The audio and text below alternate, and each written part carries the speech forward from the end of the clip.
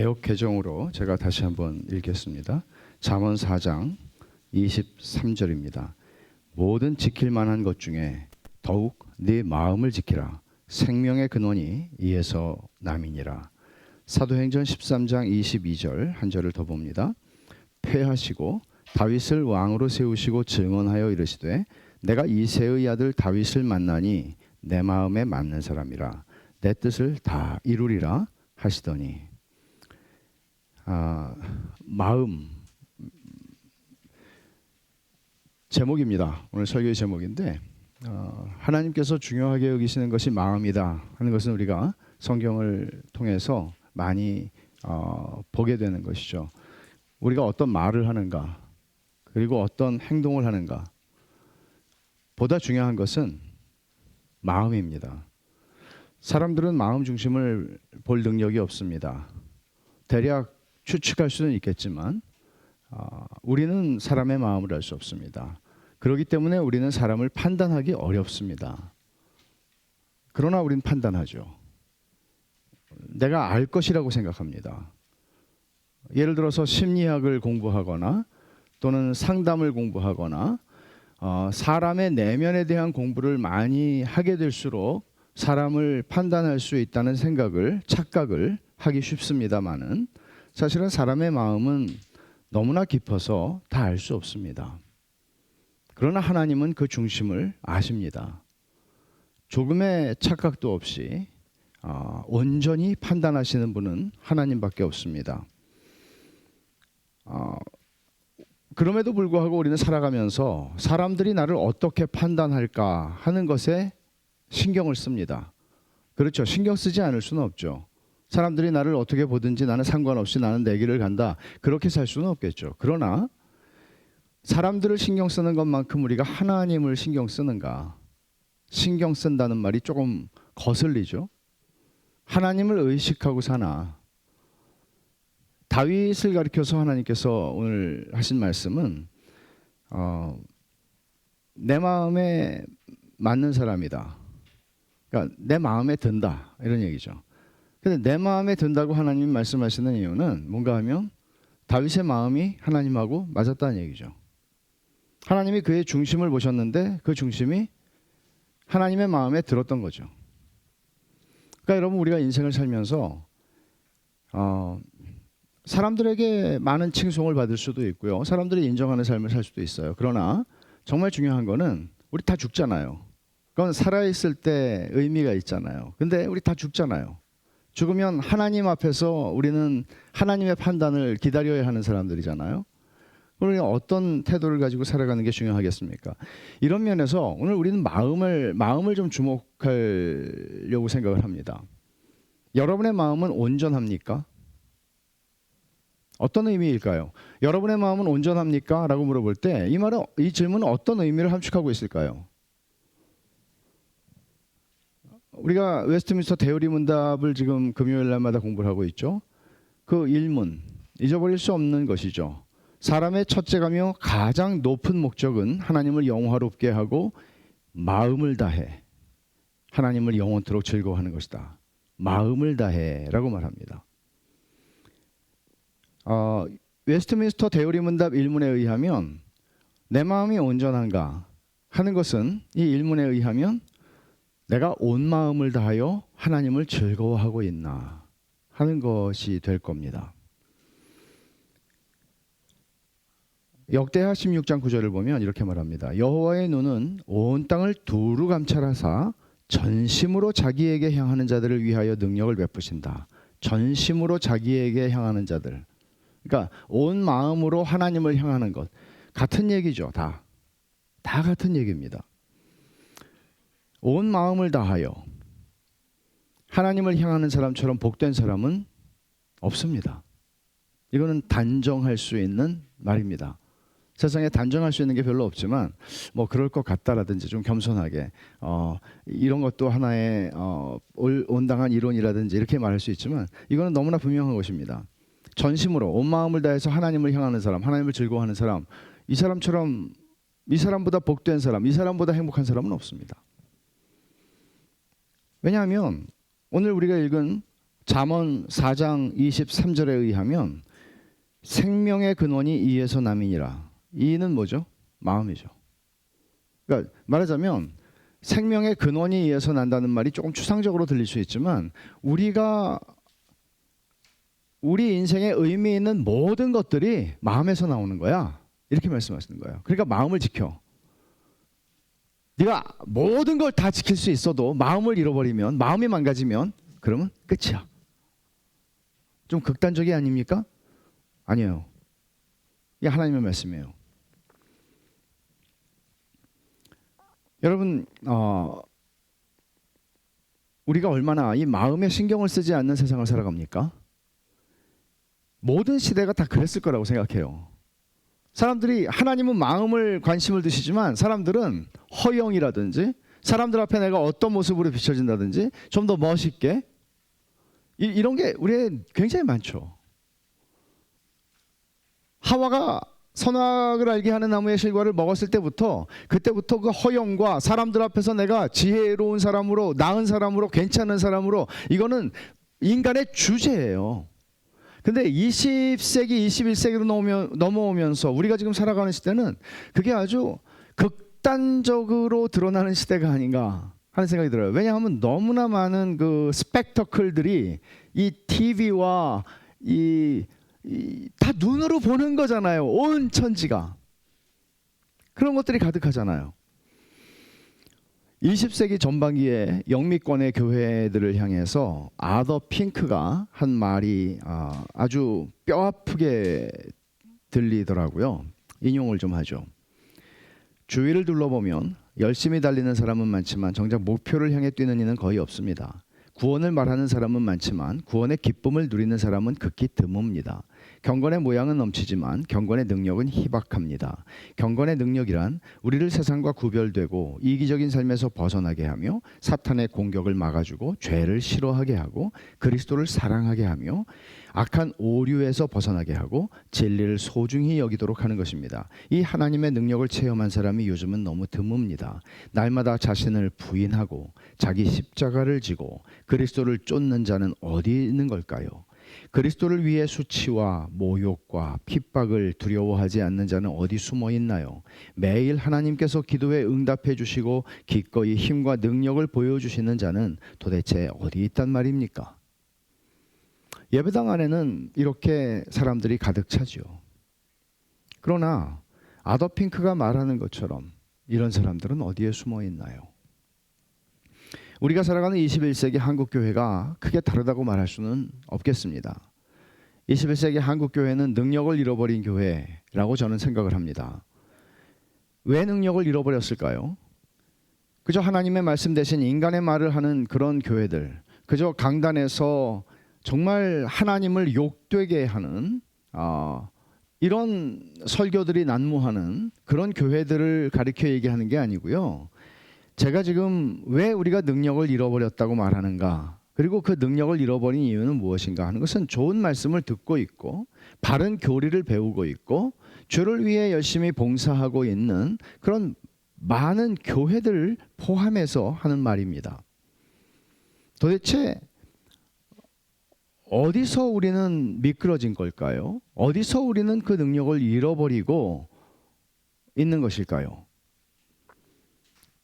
저는 거짓 신자들에게 묻는 것이 아닙니다. 구원 얻는 참된 신앙을 가지고 있는 참된 신자들에게 묻고 있는 겁니다.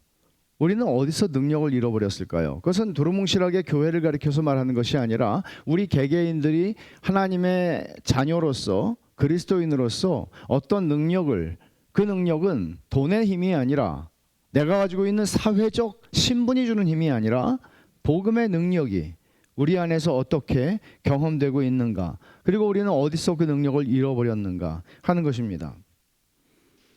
하나님께서는 잠언 4장 22절 오늘 본문에서 이에서 생명의 근원이 난다 그렇게 말씀을 하십니다.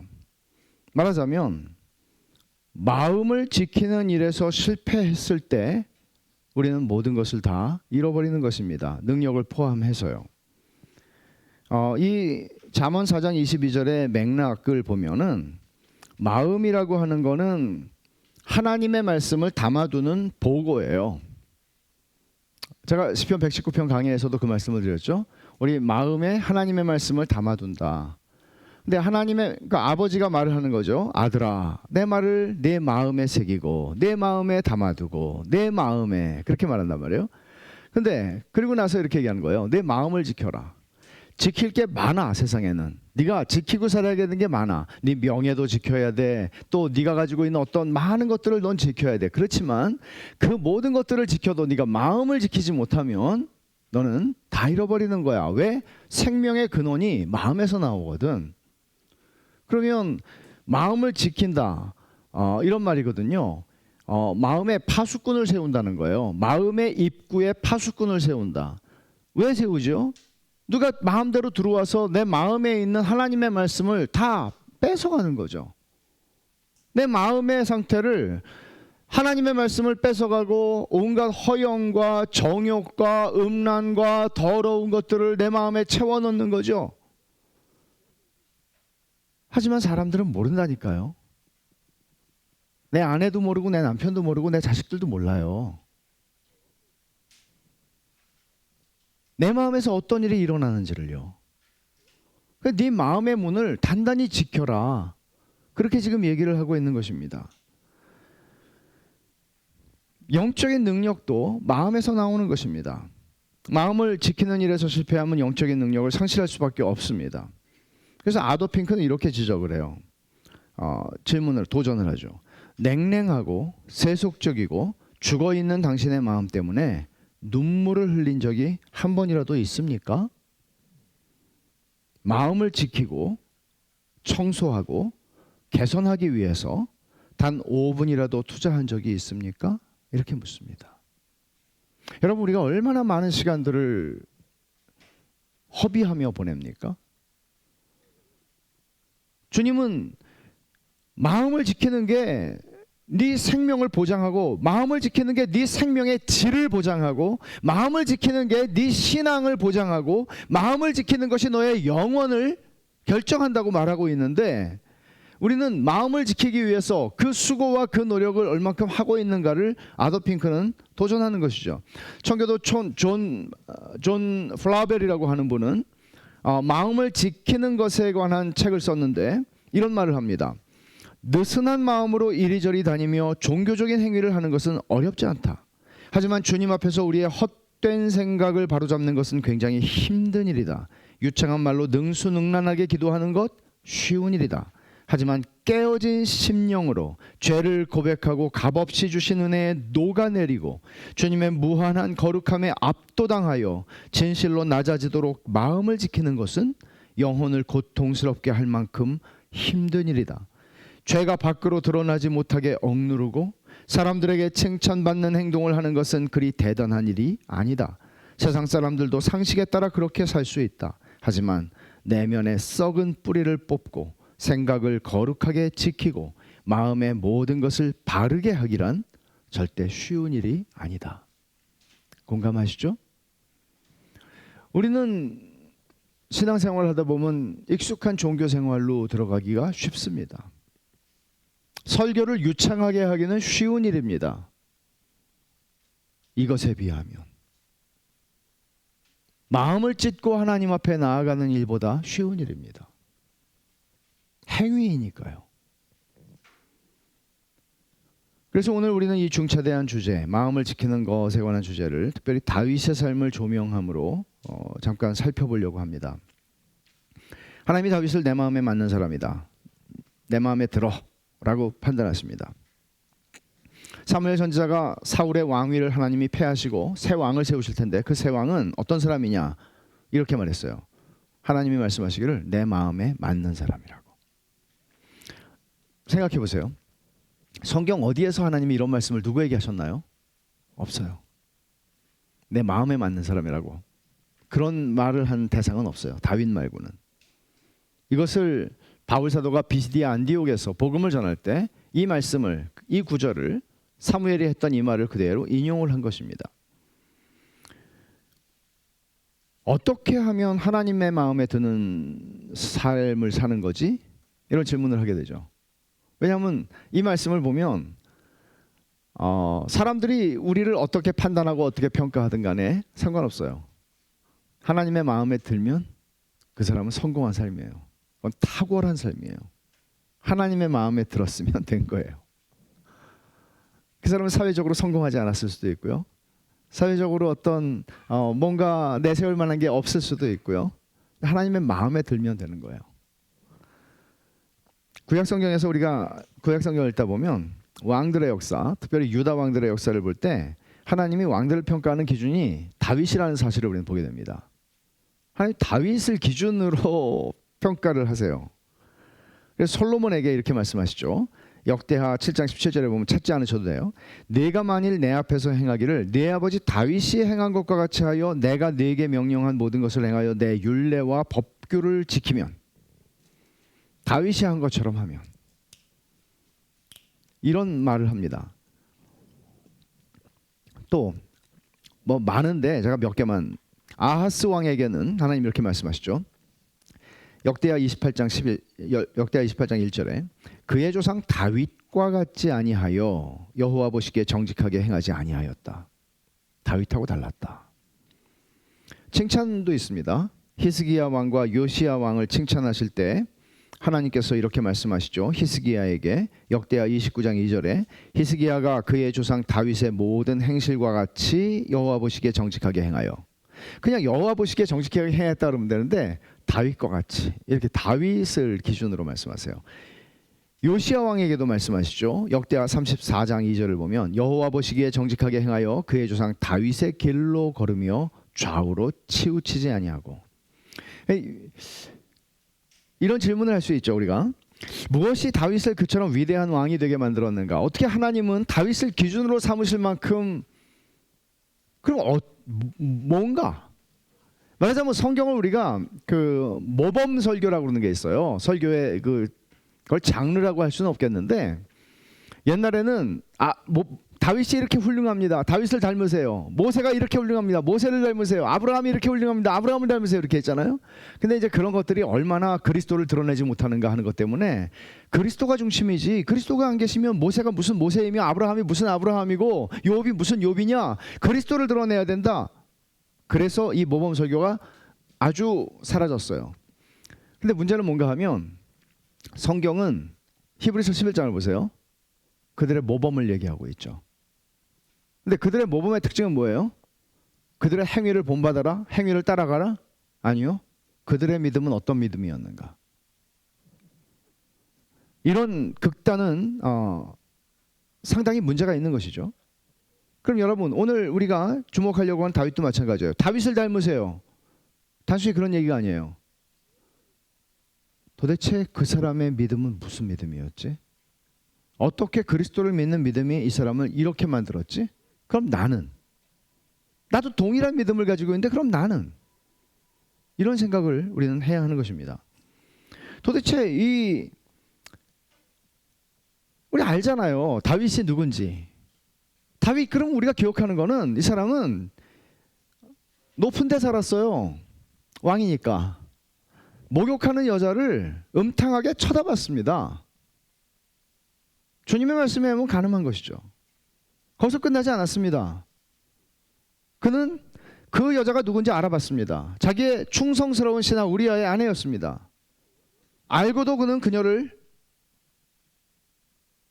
불렀습니다. 그리고 힘으로 그녀를 정복했습니다. 그리고 자기 죄를 감추기 위해서 자기의 충성스러운 신하를 사지로 몰아 죽도록 살인 교사를 했습니다.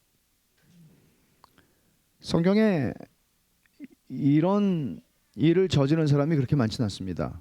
이렇게 자세하게 기록을 하고 있는 사람도 많지 않습니다. 그런데 그런 것들을 다 알고 하나님께서 기록하셨고, 그런데도 불구하고 그 모든 것들에도 불구하고 하나님께서 이 사람은 내 마음에 드는 사람이야 라고 하는 것을 철회하지 않으신 그 지점은 뭔가 하는 것이죠. 답은 먼저 말씀드리면 마음을 지켰기 때문입니다. 다윗의 마음 지킴을 볼 수 있는 최적의 자리는 기다림과 인내의 영역입니다. 10대 소년 시절에 다윗은 사무엘로부터 이스라엘의 왕으로 기름 부음을 받았지만, 왕으로 기름 부음을 받고 바로 왕이 되면 좋은데 그는 한 길게는 20년을 기다려야 했습니다. 10수년 동안을 그는 기다렸습니다. 왕이 될 때까지요. 참을성 없는 젊은 시절이죠. 10대에 기름 부음을 받고 30살에 헤브론에서 유다의 왕이 되었고 7년 반이 지나서 내전을 거쳐서 그는 이스라엘의 왕이 됐으니까 그는 그 참을성 없는 그 조급한 10대, 20대 시절에 그는 어마어마한 기다림의 시간을 겪어야 했습니다. 다윗에게 이 기다림의 시간은 한편으로는 깨어짐의 시간이었습니다. 위대함의 열매는 깨어짐의 씨앗을 통해서 결실합니다. 하나님은 조금의 흠도 없는 도자기를 원하시는 게 아니라 도자기를 잘 보다가 이 도자기가 정말 흠이 없구나, 이 흠이 있네, 이건 못 쓰겠네. 하나님은 그런 도자기를 원하시는 게 아니라 깨어지고 흠이 많고 금이 가고 그런 질그릇을 하나님은 원하십니다. 왜냐하면 질그릇에 깨어진 틈새로 흘러나오는 것이 무엇이겠어요? 그 안에 보배를 담았으니, 고린도후서 4장 7절에 질그릇 안에 보배가 담겼으니, 말도 안 되는 거죠. 보배를 누가 질그릇에 담아요? 근데 질그릇이 깨어지고 나오는 건 뭐겠어요? 그거는 보배, 그 복음의 영광스러운 빛이 우리의 깨어진 인생의 약점과 상처와 이 모든 것들을 통해서 흘러나오는 거죠. 그리고 하나님은 고린도서 4장 7절에 말씀한 대로 능력의 힘이 큰 것이 너에게 있지 않고, 네 능력이 아니고, 네가 도자기고 네가 상감청자고 네가 이조백자라서가 아니고, 그거는 복음의 능력이라고 착각하지 말라고 말씀하시는 것이죠. 이런 기다림과 깨어짐의 세월을 통해서 다윗은 자기 신뢰, 자만심, 의지와 같은 것들을 하나님께서 다 깨뜨리십니다. 아마 여러분들 가운데 여러분의 인생에서도 지금 하나님이 그것을 깨뜨리고 있는 시간일 수 있어요. 여러분의 인생에서 그런 시간들은 있었을 겁니다. 여러분이 하나님의 자녀라면. 그러니까 하나님이 뭘 하고 계시는지를 알아야 되는 것이죠. 근데 문제는 뭔가 하면 이런 시간들을 보내면서 사람은 망가지기 십상입니다. 하지만 다윗은 그런 자신만만함이 아니라 내가 믿을 게 하나도 없는 사람이구나, 믿을 구석이 나에게는 하나도 없구나, 그걸 알고 하나님의 은혜를 붙잡는 쪽으로 빚어져 갑니다. 이 기다림 속에서 그는 자기 인생 계획표가 아니라 하나님의 시간표를 따라서 살아가는 법을 배우기 시작합니다. 이게 다가 아니죠. 이 기간의 대부분은 무고하게 자기 잘못이 없는데 자기를 죽이려고 하는 사울의 칼을 피해서 도망 다녀야 하는 시간이었습니다. 이 무고히 자기를 해치려는 적대적인 존재가 있을 때 마음 지키기란 쉬운 일이 아니죠.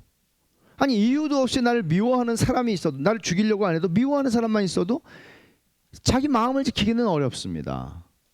근데 나를 죽이려고 해요. 나를 찾아서 죽이려고 혈안이 돼 있어요. 한 번은 사울의 곁에서 수금을 타던 다윗을 향해 사울이 창을 던진 일이 있었습니다. 2번 있었죠, 이런 일이.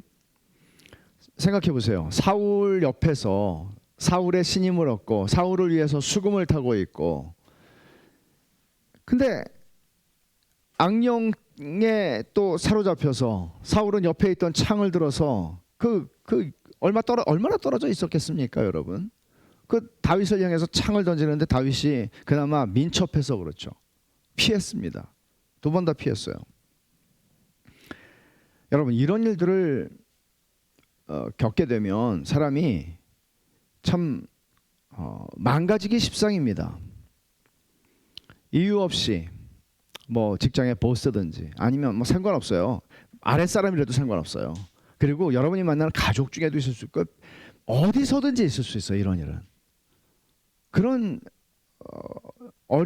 일들이 생길 때 적대하는, 나를 누군가 적대하는, 어떻게 마음이 상하지 않도록 마음을 지킬 수 있을까?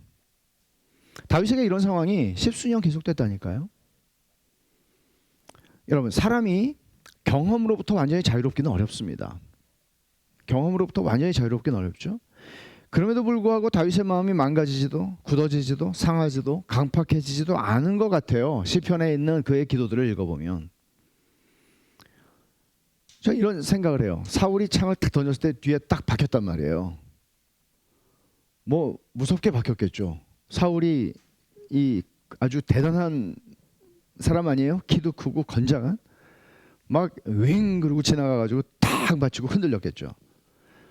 어쩌면 다윗도 젊었으니까 반사적으로요, 그냥 얼른 뽑아가지고 그냥 다시 돌려서 던질 수도 있지 않았을까. 그냥 반사적으로, 무의식적으로 그렇게 할 수도 있지 않았을까. 누군가 날 죽이려고 했으니까, 정당방위처럼. 그러나 다윗은 그렇게 하지 않았습니다. 젊은 사람이요, 마음을 지킨 거죠. 다윗이 긴 기다림의 세월 속에서 무고히 자기를 적대하는 왕에게 쫓기면서 얼마나 많은 감정, 억울함의 감정, 마땅한 대접. 내가 사울을 위해서 섬겼는데 사울은 나를 죽이려고 하니까요. 이런 마땅한 대접을 받지 못하는 것에 대한 분노, 또는 무고히 당하는 고난, 이런 많은 감정들이 있었을 거예요. 그럼 사람이 이 정도 되면 미칠 수도 있죠. 하지만 그는 그 모든 감정을 하나님께 쏟아내는 법을 알았습니다. 시편에 150편이나 되는 그 많은 시 중에 다윗의 시라고 되어 있는 게 73개예요. 근데 그 외에 많은 시들도 다윗의 시로 추정이 돼요. 그 대표적인 고백이 이거죠. 사울에게 쫓길 때 시편 57편 1절 2절을 한번 찾아봅시다.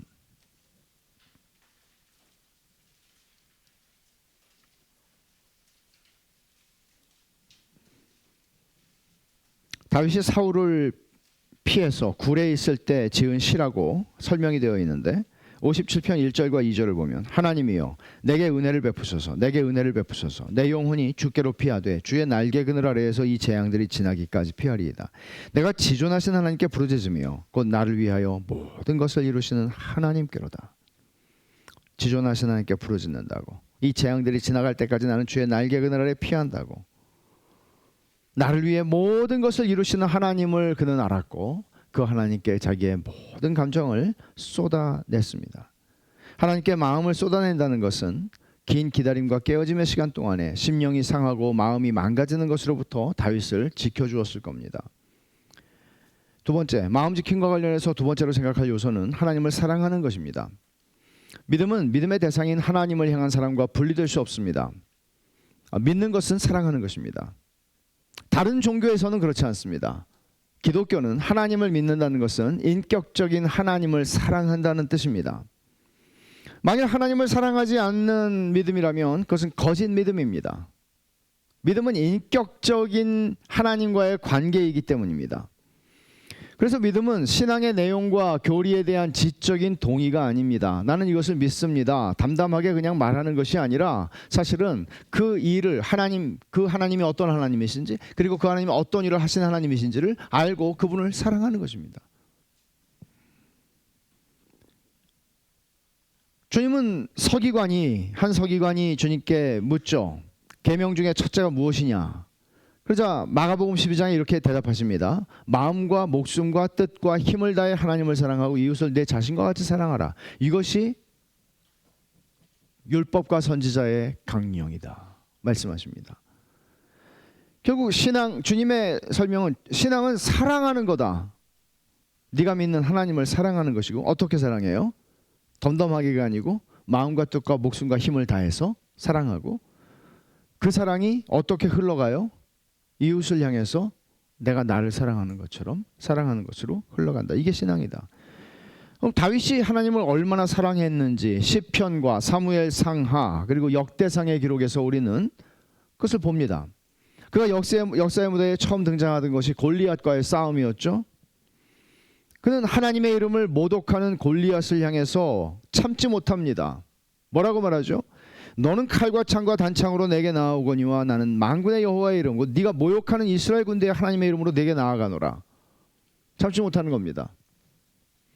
이거는 그냥 단순히 의분이 아니라 하나님을 향한 다윗의 사랑의 표현입니다.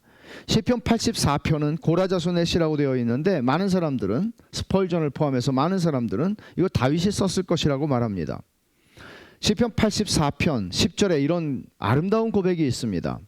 주의 궁정에서의 한날이 다른 곳에서의 첫날보다 나은즉 악인의 장막에 사는 것보다 내 하나님의 성전 문지기로 있는 것이 좋사오니. 여러분, 얼마나 좋으면 그는 주의 공정에서의 한 날이 다른 곳에서 첫날보다 낫습니다. 그러니 내가 악인의 장막에서 잘 사는 것보다 내 하나님의 집에서 성전 문지기만 해도 나는 행복합니다. 그렇게 말하는 거죠. 왕이. 신앙은 이런 겁니다. 다윗은 하나님을 이렇게 사랑하고 이렇게 좋아했습니다. 하나님하고 같이 있고 싶은 것이죠. 여러분, 사랑하는 마음은요, 잘 안 망가집니다. 내가 누군가를 아주 사랑하고 있을 때 잘 안 망가집니다. 고생을 많이 한다고 망가진다고요? 그런 핑계 대지 마세요. 고생해서 망가지는 게 아니고 사랑하지 않아서 그래요. 아무리 고생해도 부부간에, 가정 안에서 서로를 깊이 사랑하면 사람들 잘 안 망가져요. 예수 안 믿는 사람들도요. 하물며 그리스도인이 하나님을 사랑하고 하나님을 사랑하는 것 때문에 고난을 당한다면 망가질 수가 없죠. 사랑에 빠진 사람의 마음은 잘 안 망가집니다. 그리고 신앙은 영원히 하나님과 사랑에 빠지는 겁니다. 다윗에게 하나님은 그런 분이셨고 하나님은 다윗의 마음을 지켜주셨습니다. 세 번째로 우리가 주목하려고 하는 부분은 자기 살핌입니다. 다윗은 자기를 죽이려고 쫓아오는 사울을 죽일 절호의 기회를 2번이나 맞이합니다. 근데 2번 다 살려보내죠. 사울은 3,000명의 한 번은 사울이 3,000명의 군사를 데리고 다윗이 있는 엔게디 광야로 수색을 나왔습니다. 이때 사울이 갑자기 용무가 급해서 뒤를 보러 한 굴로 들어가죠. 근데 웬걸요? 그 굴이 다윗이 숨어있던 굴이었습니다. 정말 이렇게 우연이라고 할 수 없는 하나님의 뜻이 아닌가 이렇게 생각할 수 있는 기회죠. 그래서 부하들은 지금이야말로 하나님께서 당신에게 원수를 넘겨주시는 날입니다 라고 말하죠. 하지만 다윗은 살짝 다가가서 그의 옷자락 끝을 베는 것으로 이 사건을 끝냅니다. 왜냐하면 자기 손을 들어 하나님의 기름 부음을 받은 왕을 치는 것은 하나님께서 기뻐하는 일이라고 생각하지 않았기 때문입니다. 자기도 기름 부음을 받은 사람이잖아요. 그리고 그 사람도 기름 부음을 받아서 왕이 됐죠.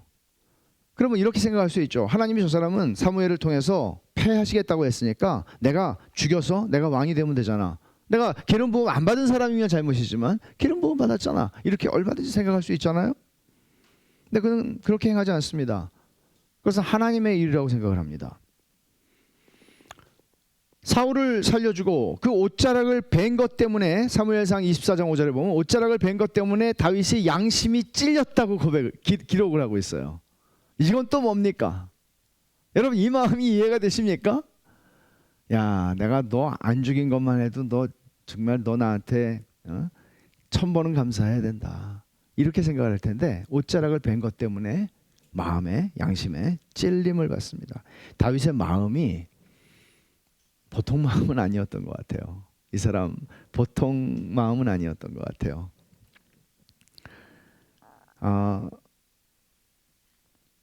다윗은 이런 일을 한 번 더 겪게 되죠.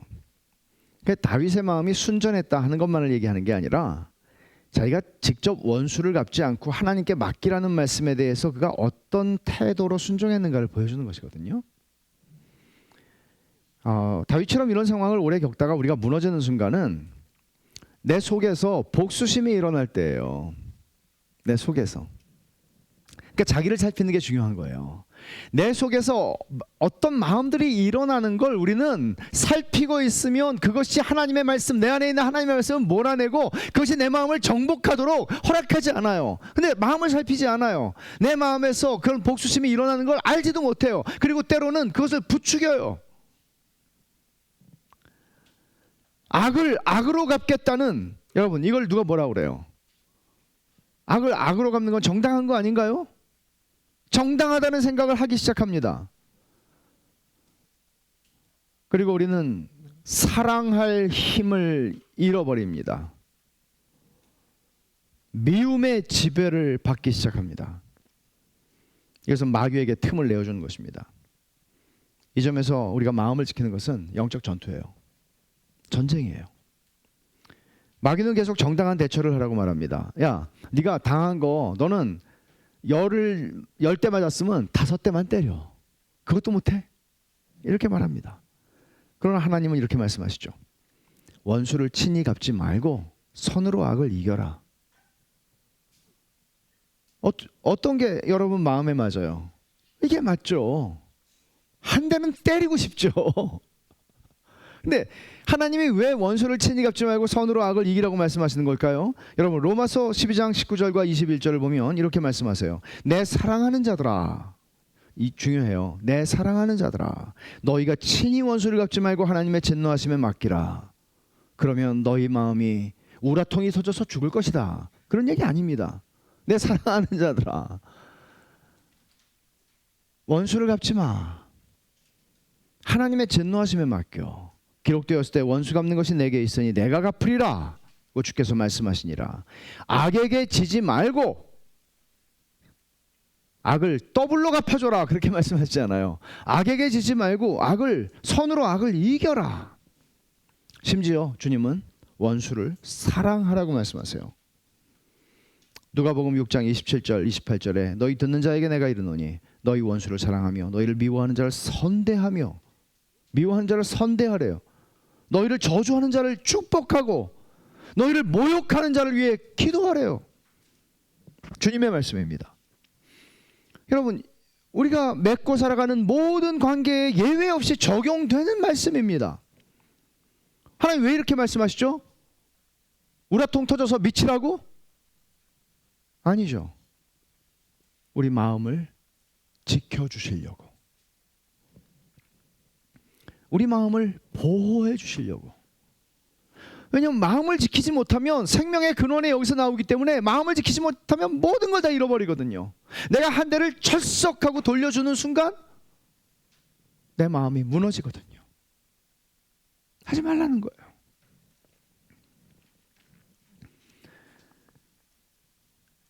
사도신경에서 우리 이렇게 고백하죠. 저리로서 산 자와 죽은 자를 심판하러 오시리라. 하나님의 심판에 맡기라고.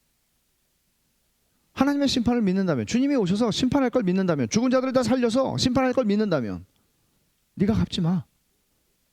그렇게 말씀하시는 거예요. 우리 마음을 보호하시는 거예요. 마음을 지켜주시는 거예요.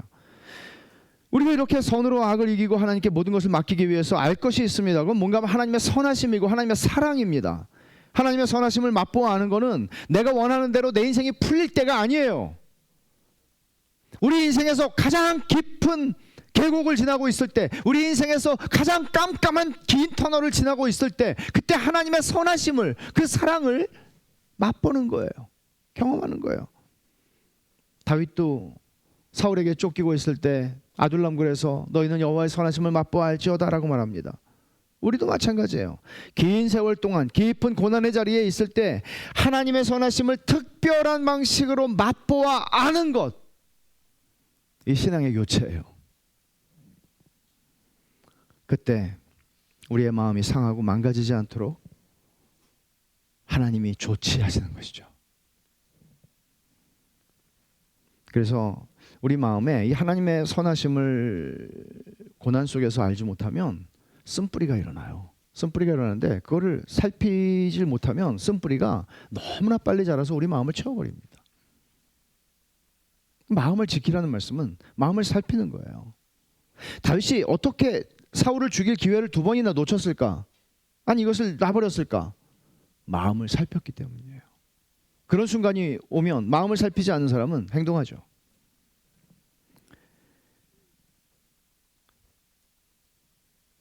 압살롬의 반역으로 예루살렘 왕궁을 떠나서, 여러분 생각해 보세요. 왕인데 아들이 반역을 일으켜서 쫓겨났어요. 참 놀라운 일이죠. 이런 배신이 어디 있습니까? 슬피 울며 기드론 시내를 따라 도망가고 있는 다윗을 향해서 건너편에서 사울의 신하였던 시므이가 다윗을 저주하고 모욕하죠. 힘이 빠지니까 막 모욕하고 저주하는 거예요. 힘이 빠지니까. 얼마나 기분이 나쁩니까? 그때 부하 아비새가, 힘이 빠져도 아직 부하들이 있잖아요. 장수들이 있잖아요. 아비새가 말합니다. 저놈 머리를 베게 해달라고, 명령만 내리시라고. 근데 다윗이, 저는 다윗의 생애에서 이처럼 다윗의 마음을 잘 보여주는 말이 있을까 싶어요. 사무엘하 16장 10절부터 12절인데 그는 이렇게 말합니다. 아비새가 수루야의 아들이잖아요. 스루야의 아들들아, 내가 너희와 무슨 상관이 있느냐? 나대지 마라, 그런 소리입니다. 그가 저주하는 것, 시므이가 저주하는 것은 여호와께서 그에게 다윗을 저주하라 하심이니 네가 어찌 그리하였느냐 할 자가 누구겠느냐 하고, 또 다윗이 아비새와 모든 신하들에게 이르되 내 몸에서 난 아들도 내 생명을 해하려 하거든 하물며 이 베냐민 사람이랴. 여호와께서 그에게 명령하신 것이니 그가 저주하게 버려두라. 혹시 여기 중요해요. 여호와께서 나의 원통함을 감찰하시리니, 지금 하나님 보고 계시다는 거죠. 오늘 그 저주 때문에 여호와께서 선으로 내게 갚아주시리라. 다윗은 저 힘없는 옛날 사울의 신하 시므이를 그냥 말 한마디만 하면 아비새야 목을 따라, 길게 말할 필요가 없죠. 다녀와라. 그러면 그냥 끝나는 겁니다. 근데 그걸 안 하죠. 왜? 하나님의 말씀을 알기 때문이고 하나님을 알기 때문입니다. 하나님의 선하심을 지금도 붙잡고 있잖아요. 원수를 갚지 않는 다윗의 방식을 주목할 필요가 있어요. 마음을 살피는 거거든요. 그는 정당하다고 여겨지는 행동을 취하지 않습니다. 우리 보통 사람 같으면 다 정당하다고 생각할 수 있는 거잖아요. 근데 정당하다고 여겨지는 행동을 취하지 않아요. 그는 그걸 하나님 앞에서 자기를 돌아봅니다. 이건 거룩한 습관이에요. 어느 날 갑자기 되는 게 아니고요. 자기 마음을 살피는 거는 거룩한 습관이에요. 지킬 게 많아요, 여러분. 내 명예도 지켜야 되고 뭐 지킬 게 돈도 지켜야 되고 많아요. 근데 네 마음을 지키라고. 마음을 지키는데 시간을 쓰라고, 애쓰라고, 수고하라고, 그렇게 말씀하시는 것이죠. 거룩한 습관, 이 마음을 살피는 거룩한 습관을 가지는 거 너무나 중요합니다. 다윗이 이런 기도를 했잖아요. 시편 139편에 하나님이여 나를 살피사 내 마음을 아시며 나를 시험하사 내 뜻을 아옵소서. 내게 무슨 악한 행위가 있나 보시고 나를 영원한 길로 인도하소서. 하나님, 내가 이런 행위를 했습니다, 잘못했어요 라고 말하는 게 아니죠. 하나님, 나를 살펴주세요. Search me. 내 마음을 하나님 샅샅이 살펴주세요. 혹시 악한 게 있을까봐, 사람들 앞에서 드러나지 않은 악한 게 있을까봐, 하나님만 아는 악한 게 있을까봐 내 마음을 살펴주세요. 마지막으로 다윗은 치졸한 범죄로 넘어진 사람이었지만 그는 마음을 지키는 일에서 넘어지지 않았다 하는 부분을 우리는 보게 됩니다. 나단 선지자가 다윗이 범죄한 후에 나단 선지자가 와서 다윗의 죄를 지적하잖아요. 책망하잖아요. 그때 다윗이 어떻게 해요? 그냥 핑계를 대거나 다른 왕들처럼 야 나단 얘 없애 이렇게 하지 않습니다.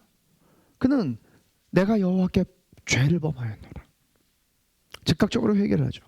자기 인정합니다. 다윗이 인구조사를 했을 때도 그래요. 그는 요압이 뭐라고 했을 때는 물론 넘어갔어요. 근데 인구조사를 끝내자마자 그는 깨닫습니다. 자책합니다. 아, 내가 교만했구나. 그리고는 곧바로 회개로 반응을 합니다. 깨어짐에 오랜 세월을 지낸 사람답게 다윗은 하나님 앞에서 깨어질 줄 아는 사람이었습니다. 여러분 깨어질 줄 아세요? 깨어져 봤어요? 하나님 앞에서뿐 아니라 사람 앞에서 깨어져 봤어요? 깨어져야 돼요. 깨어져 봐야 돼요. 하나님 앞에서 깨어짐을 경험한 사람은 나단 앞에서 깨어짐을 경험하는 거야. 깨어질 수 있는 사람이에요. 내가 양육하는 내 자녀들 앞에서도 깨어질 수 있는 부모가 되셔야 돼요. 내 사랑하는 아내, 내 사랑하는 남편 앞에서도 깨어질 수 있어야 돼요. 하나님 앞에 깨어져야 자기를 부인할 수 있죠. 깨어져야 돼요. 깨어질 줄 모르는 사람이 너무 많아요. 왜? 그놈의 자존심 때문에. 자존심에 죽고 살아요. 그리스도인은 그러지 않아요. 왜냐하면 자존심을 지키는 만큼 내 마음은 망가지기 때문이에요.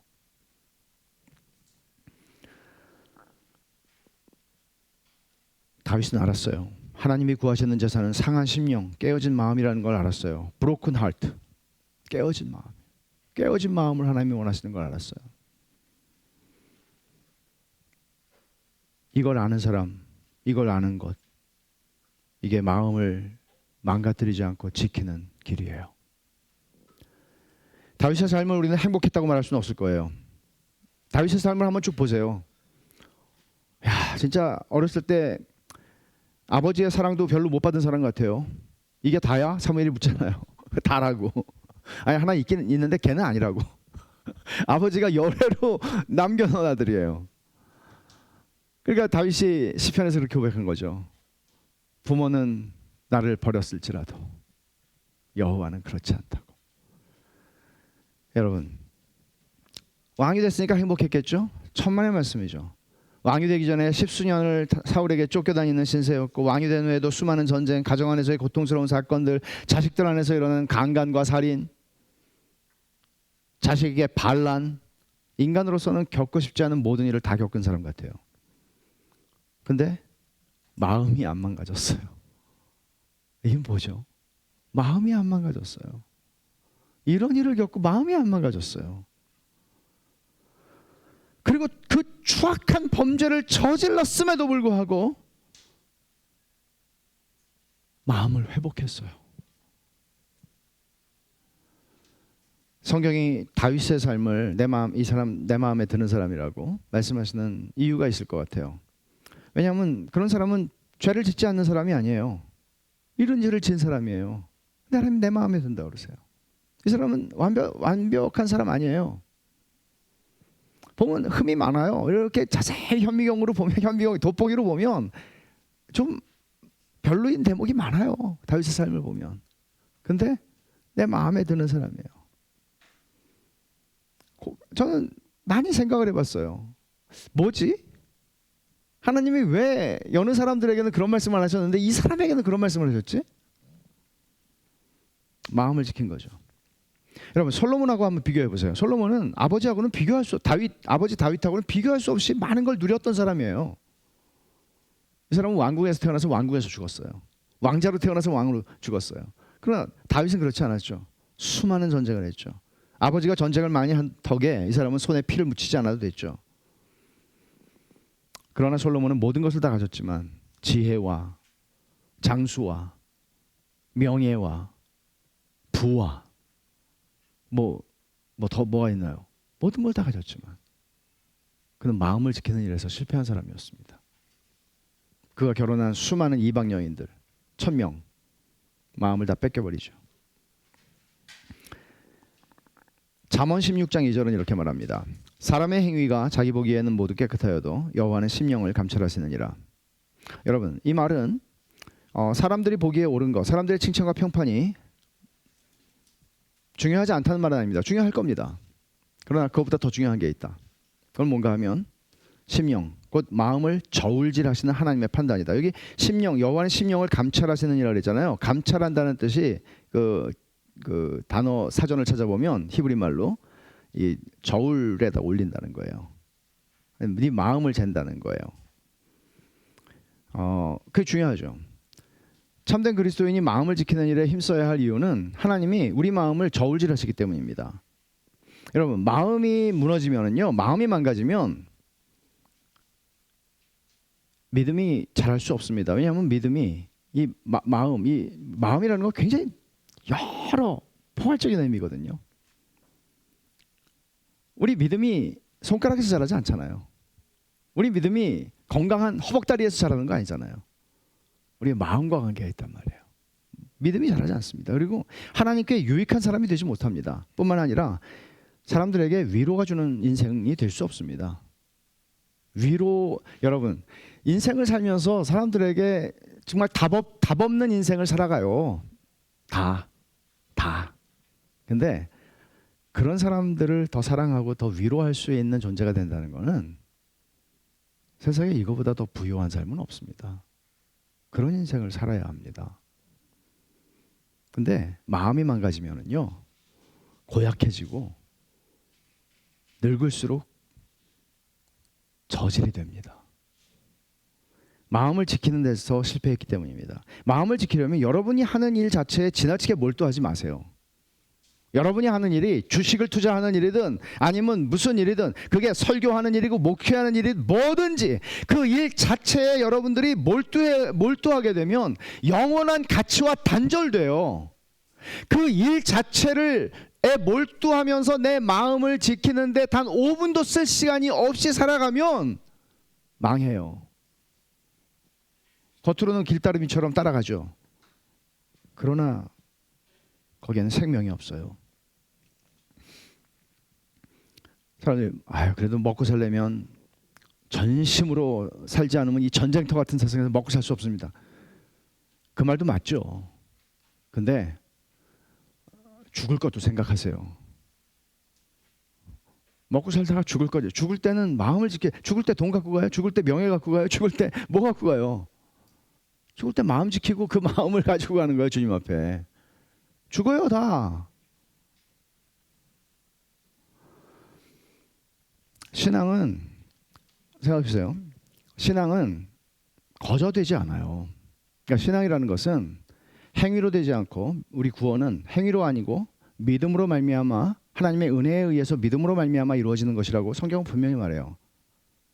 그러나 그 은혜를 받은 사람들이 그냥 누워서 뒹굴기만 하면 우리의 신앙이 자란다고 성경은 말하지 않아요. 그 은혜를 받은 감사와 감격을 가지고 내 안에 새롭게 생긴 욕망이 생겨요. 그 욕망은 세상의 더러운 것들을 추구하던 그 전의 이기적인 욕망이 아니고요. 이제는 하나님을 향한 욕망이에요. 이런 말씀을 들으면 이거죠. 그래, 내가 잠깐 깜빡하고 살았는데 진짜 하나님의 마음에 드는 인생이 되고 싶다. 전심으로 하나님을 향하는 자가 되는 거예요. 온 마음을 다해 하나님을 즐거워하는 자로 살아가고 싶은 거예요. 그 욕망, 그걸 존 파이퍼는 그 디자이어라고 하는 게 그다지 뭐 좋은 의미로 쓰이지 않을 때가 되게 많은 단어인데, 디자이어, 욕망한다. 그거를 디자이어링 갓, 하나님을 욕망한다고. 너무나 기가 막히게 의미를 살려서 우리에게 표현을 한 것이죠. 여러분, 날마다 일정한 시간을 마음을 살피는 일에, 마음을 지키는 일에 쓰셔야 돼요. 신앙이 그렇게 하는 것 없이 깊어지고 성숙해지고 풍성해지지 않아요. 자기 생각, 의도, 소망, 계획, 동기를 살펴야 합니다. 내 마음에 거룩함과 의로움과 분별과 지혜와 정의와 진실과 자비와 친절과 같은 것들이 있나? 살펴야 돼요. 내 마음에서 거룩함이 자라나고 있나? 아니면 쓴뿌리가 자라나고 있나? 살펴야 돼요. 마치 다이어트를 하는 사람이, 제 얘기죠.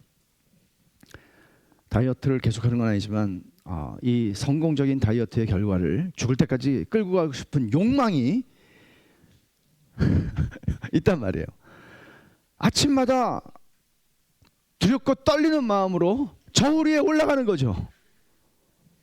화장실 한번 갔다 와서 조금이라도 더 실망하지 않기 위해서.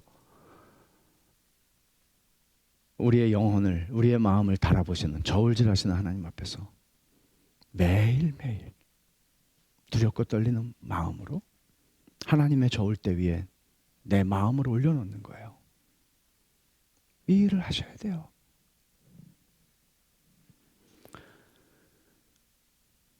메시지 성경은 잠언 4장 23절을 이렇게 번역을 했어요. 두 눈을 부릅뜨고 내 마음을 지켜라. 두 눈을 부릅뜨고 내 마음을 지켜라. 우리가 매추 헨리의 기도를 가지고 매일 기도하는데 지금 사용하고 있는데, 매추 헨리의 말을 제가 인용하고 말씀을 맺겠습니다. 마음은 위대하신 하나님께서 우리에게 요구하신 것이며 우리를 부르신 목적이기도 하다. 마음을 온전히 드리지 않는 한 우리는 무엇을 바치든 주님께서 받지 않으실 것이다. 우리는 주님을 더 사랑하고 주님과 마음을 나눠야 하며 하나님께 가장 큰 목적을 두고 마음을 온전히 주님께 집중해야 한다. 자유롭고 즐거운 마음으로 온전히 주님께만 헌신하면 마음이 하나님과 세상을 향해 둘로 나뉘면 안 된다. 주님은 전부가 아니면 받지 않으신다. 온 마음을 다해 여호와 너희 하나님을 사랑하라는 말씀에 우리는 즉시 이렇게 대답해야 한다. 아버지, 제 마음을 온전히 받으소서. 원래부터 주님 것이었습니다. 제 마음을 소유하시고 그 속에 주님의 보좌를 세우소서. 기도합시다.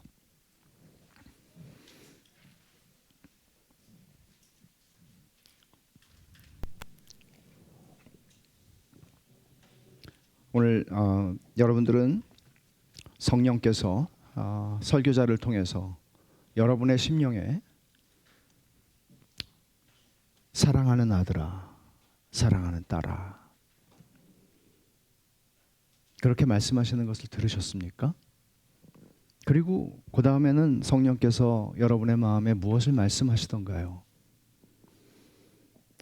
우리는 자기 의로 하나님 앞에 서지 않습니다. 세상에서는 자기 의가 많으면 의로운 값을 하지만 하나님 앞에서는 그렇지 않습니다. 하나님이 구하는 제사는 상한 심령이라 말씀합니다. 하나님의 은혜로 구원을 받았다면 그 은혜에 대한 감사함을 가지고, 감사한 마음을 가지고 사람의 인정 그리고 사람의 평판에 완전히 자유로운 사람이 어디 있겠어요? 우리 가운데 사람들이 저보고 좋은 목사라고 그러면 기분이 우쭐하고, 저보고 속이는 목사라고 그러면 기분이 상하는 것처럼, 우리는 세상의 사람들의 평판에 신경 많이 쓰죠. 그러나 오늘 주님은 말씀하세요. 진정한 은혜는 네 안에 하나님의 마음에 들고 싶은, 인생을 살고 싶은 욕망을 일으킬 것이고, 그 욕망을 가지고 하나님의 인정을 받는 삶을 살고 싶다. 사람들의 인정에 죽고 살지 않고, 사람들의 인정에 잠이 오고 그런 거 아니고, 정말 하나님이 야, 너 내 마음에 든다, 이 말 들었으면 좋겠어요. 그죠? 이 말 들었으면 좋겠어요. 야, 너 내 마음에 든다. 저는 목회를 하면서 저 자신도 그렇게 살고 싶고요. 그리고 하나님이 저에게 허락해 주신 교우들을 하나님 앞에 그런 분들로 세우고 싶어요. 야, 너 진짜 마음에 든다. 여러분, 그런 은혜를 구합시다. 돈, 명예, 성공, 성취, 그런 거 다 안 중요하다는 게 아니고요. 세상 사는데 중요하겠죠. 그러나 주님, 내가 그거 다 잃어버려도 나 마음 지키겠습니다. 왜냐하면 생명의 근원이 여기서 나니까. 무릇 지킬 만한 모든 것 가운데 내 마음 지키겠습니다. 주님, 그런 은혜를 주십시오. 같이 한번 기도합시다. 하나님 아버지, 고맙고 감사합니다. 저희의 마음을 지키라고, 너희 마음을 지키라고, 무릇 지킬 만한 모든 것 가운데 너희의 마음을 지키라고 주님 우리에게 오늘 말씀하심을 감사합니다. 주님의 길을 따라가는 길따름이들로서 하나님 아버지, 우리의 온 마음을 드리지 않으면 하나님은 받지 않으신다고 하시는 것을 저희가 압니다. 주님이 원하는 것은 우리의 마음인 것을 압니다. 하나님 아버지, 저희의 마음을 온전하게 아버지께 드리기를 원합니다. 아버지 하나님, 우리가 마음을 지키는 일에 우리의 마음을 쏟기를 원합니다. 오 하나님 아버지, 이 세상의 사람들의 평판과 사람들의 인정이 아니라, 그리고 우리가 지킬 만한 것이 돈도 명예도 성취도 성공도 아니라 하나님 아버지, 우리의 마음을 지키기를 원합니다. 주님 앞에 설 때 너 내 마음에 드는 사람이었어, 너 내 마음에 드는 인생을 살았어, 이렇게 주님이 저희들을 향해서 말씀해 주시는 그런 인생 살기 원합니다. 주님, 저희에게 은혜를 주십시오. 주님, 그렇게 살아갈 수 있도록 하나님, 자기의 의가 깨어지게 하시고 제그릇밖에 되지 않는 인생들이 하나님 깨어짐과 무너짐을 속에서 아버지 하나님, 우리 안에 있는 복음의 능력과 복음의 영광에 비치도록 할 수 있게 해주시기를 간절히 원합니다. 하나님 아버지, 제그릇은 깨어져야 하고, 제그릇은 금이 가야 하고, 제그릇은 깨어져도 괜찮습니다. 오 하나님 아버지, 우리의 마음을 지키게 해주십시오. 제그릇이 깨지지 않으려고 제그릇을 도자기로 착각하고 살지 않게 해주시고, 오 하나님 아버지, 우리 마음을 지키고 하나님 앞에서 이 마음을 지키고 살아갈 수 있도록, 그리고 주님이 너는 내 마음에 드는 내 사랑하는 자녀라고 주님 말씀해 주시는 인생을 살게 해주십시오. 하나님 아버지, 감사합니다. 세상에서는 전부 자기 잘난 맛으로 살고, 자기가 얼마나 비싼 도자기인지, 자기 인생이 얼마나 괜찮은지 사람들 앞에서 드러내는 일에 혈안이 되어 있는 이런 세상 속에 살아가지만, 하나님 아버지, 너희는 무릇 지킬 만한 모든 것 가운데에서 너희 마음을 지키라. 생명의 근원이 이에서 남이니라고 말씀하셨습니다. 하나님 아버지, 자기 의로 충만하고 자기 잘난 것으로 충만한 인생, 남들 앞에서 깨어지지 않는 인생이 아니라 우린 질그릇밖에 되지 않고, 질그릇은 깨어지라고 있는 것이고 금가라고 있는 것이고 아무것도 아닌 것을 알고 깨어지고 금이 갈 때 우리 안에 하나님이 두신 복음의 능력이, 복음의 보배로운 빛이 영광스럽게 세상을 향해 드러날 수 있도록 하나님, 우리가 질그릇 자체를 지키느라고 복음의 빛을 가리지 않게 해주시고 마음을 지키게 해주십시오. 마음을 지키고 살게 해주십시오. 주님, 그래서 주님 앞에 설 때 주님께서 참 잘했다, 너 정말 내 마음에 든다, 이렇게 말씀해 주시는 인생 되기 원합니다. 주님, 세상에서 실패해도, 세상에서 사람들에게 어떤 대접을 받고 어떤 평가를 받아도 주님 앞에 설 때 너 내 마음에 든다. 주님, 그 말씀 듣는 저희들 다 되게 하여 주시옵소서. 예수님 이름으로 기도하옵나이다. 아멘.